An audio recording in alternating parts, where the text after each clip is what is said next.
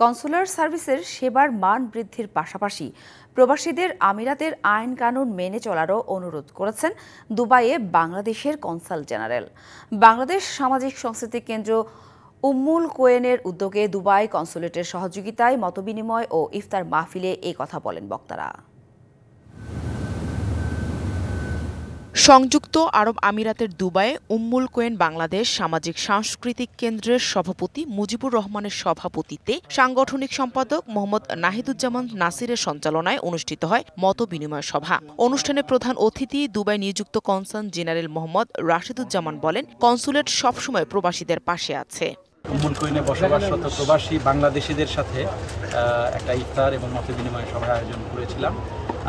আমাদের উদ্দেশ্য ছিল মূলত দুটি। একটা হচ্ছে যে এই মতবিনিময়ের মাধ্যমে প্রবাসী ভাই ও বোনরা যারা উম্মুল কোয়েনে আছেন তাদের সাথে যাতে আমরা এখানে একটা যোগাযোগ স্থাপন করতে পারি। আরও একটা উদ্দেশ্য ছিল যে আমরা আজকের ইফতারের মাধ্যমে আসলে একসাথে বসে একটু ইফতার করতে চেয়েছি।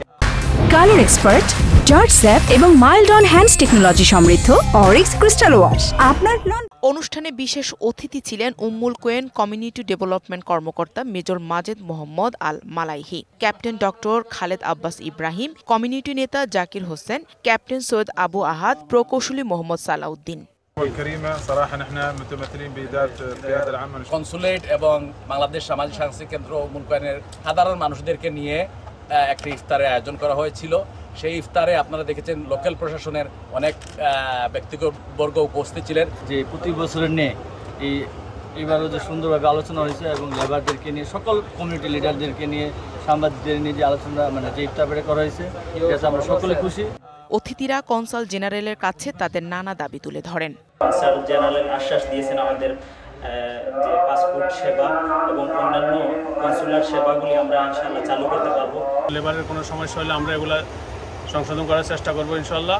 আপনারা আমাদের জন্য দোয়া করবেন। বাংলাদেশ কনসুলেটের যে সুন্দর উদ্যোগ যে দুয়ারে কনসুলেট, মানে আপনাদের দুয়ারে চলে আসছে, দরজায় চলে আসছে কনসুলেট।